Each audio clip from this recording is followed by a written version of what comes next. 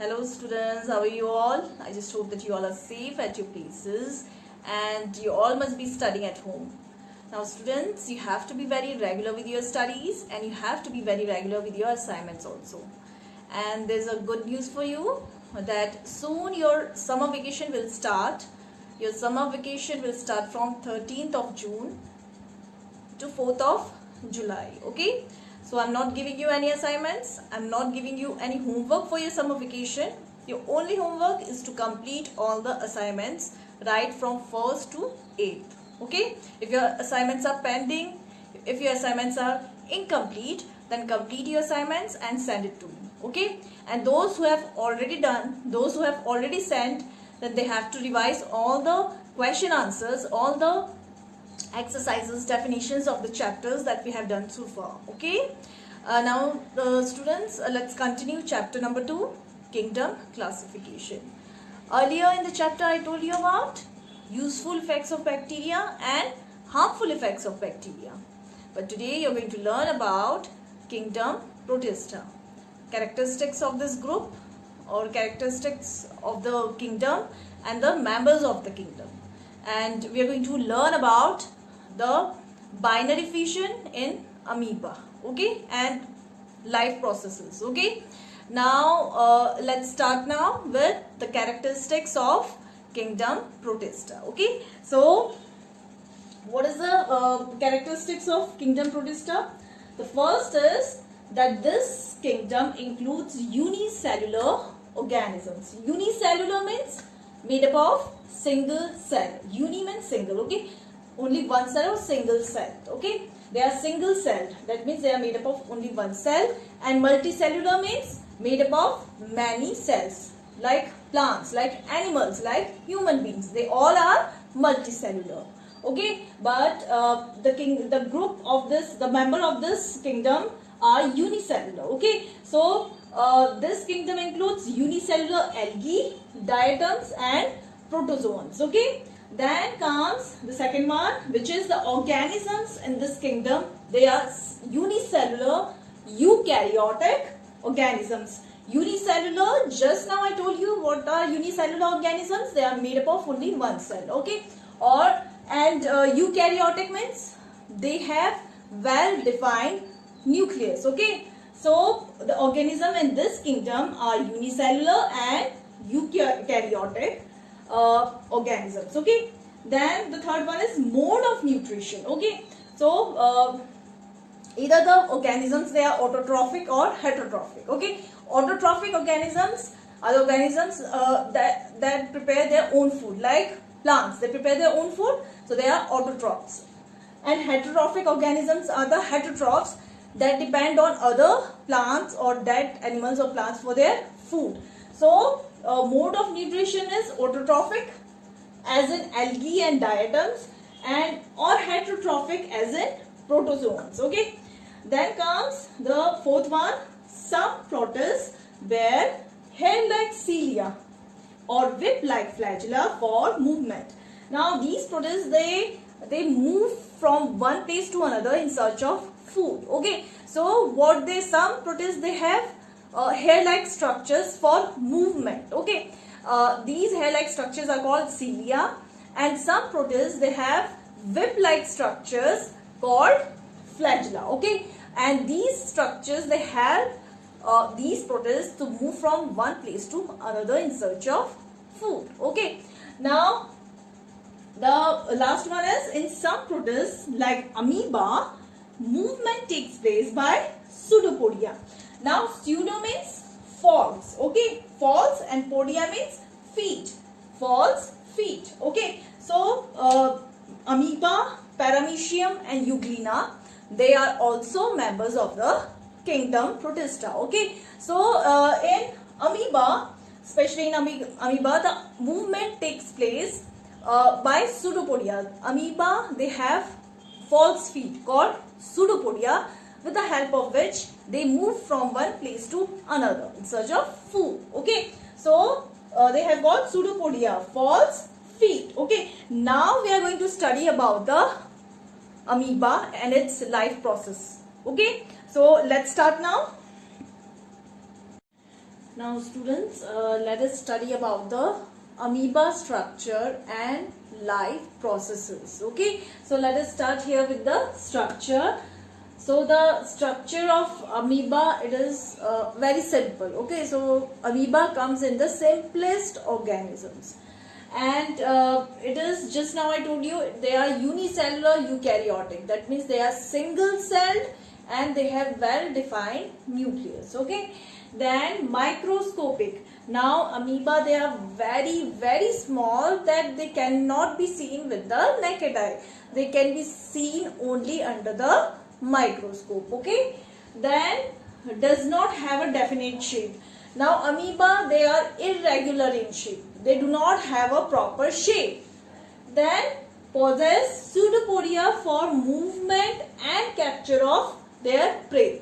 Now amoeba, what they use for movement, to move from one place to other, what they use pseudopodia. Pseudopodia, they are the false feet. Okay, now pseudopodia, they not only help amoeba in movement, they also help amoeba in capturing their food or their prey. Okay, now comes nutrition. Nutrition means what type of food and how they eat their food. Okay, so food of amoeba consists of bacteria, small algae and other small organisms. Okay, now how amoeba, they take their food or how they capture their food. First, what they do, they engulf the food particle with the help of pseudopodia. Now here I have drawn the structure of amoeba, and I'll show you how they capture their prey. Okay, now this is amoeba. Okay, just now I told you amoeba, they do not have a regular shape. They do not have a proper shape. They are irregular in shape, and you can see here these are false feet. Okay, and this is prey. Okay, they are food. Now to get their food or to catch their food, what amoeba does? Amoeba extend its false feet. Okay, like this. This is food. Now extend its false feet and capture its prey like this. This is a food particle, and amoeba, using its pseudopodia, it captures the food, and after engulfing it, then it makes the food vacuole here. Got it? Like this. And now food vacuole is that space which contains food particle. Okay, so this is food vacuole, and you can see here this is the food particle inside the food vacuole. Now what happens? The food particles inside it is then digested and absorbed into the cell. Okay, so this is how amoeba, it gets its food, and it gets the food gets digested and absorbed into the cell. Then comes excretion. Okay, now what do you mean by excretion? Excretion means removal of waste products or waste material from the body. Okay, so in amoeba also, excretion, just like digestion and absorption, excretion also takes place. Okay, how? Now the undigested food in amoeba, it is excreted out through the cell membrane. Okay, this is the cell membrane, and it gets excreted out through the cell membrane, and the excess water or the excess water soluble waste, it gets collected in the contractile vacuole. Now here this is amoeba, this is cytoplasm. Okay, now this is the contractile vacuole. So the excess water which is inside the amoeba, it gets collected in the contractile vacuole. Okay, and when the water, waste or water which is collected in the contractile vacuole increases, then contractile vacuole also increases inside. It expands, and once the waste or the water soluble waste is released out into the surrounding, then the contractile vacuole, it also shrinks. Okay, so this is how contractile vacuole, it expands, and after releasing the waste, it shrinks. Okay, so this is about excretion. Then comes respiration. Now respiration in amoeba is the exchange of gases. Okay, so the exchange of gases it takes place in amoeba through cell membrane. Okay, through cell membrane. Just like excretion, it takes place through cell membrane. The respiration also takes place through the cell membrane, and it occurs by the process of diffusion. Okay, then comes locomotion. Okay, just now I told you that amoeba, it moves or capture its food by pseudopodia. So here locomotion takes place through the pseudopodia. Okay, so it takes place through the false feet, which is pseudopodia. So this is all about amoeba and its structure, nutrition, excretion, respiration and locomotion. Okay, now we are going to study about the reproduction in amoeba. Okay, reproduction, that means increase in number. Okay, how they reproduce, how they increases their number. It takes place through the process binary fission. Okay, so let us study about the binary fission now. Now students, comes reproduction in amoeba. How amoeba reproduces itself. Okay, now amoeba reproduces itself by two methods. Now what are these methods? The first one is binary fission and the other one is multiple fission. Okay, so binary, here in binary fission, you can see here both the methods, they are the asexual reproduction.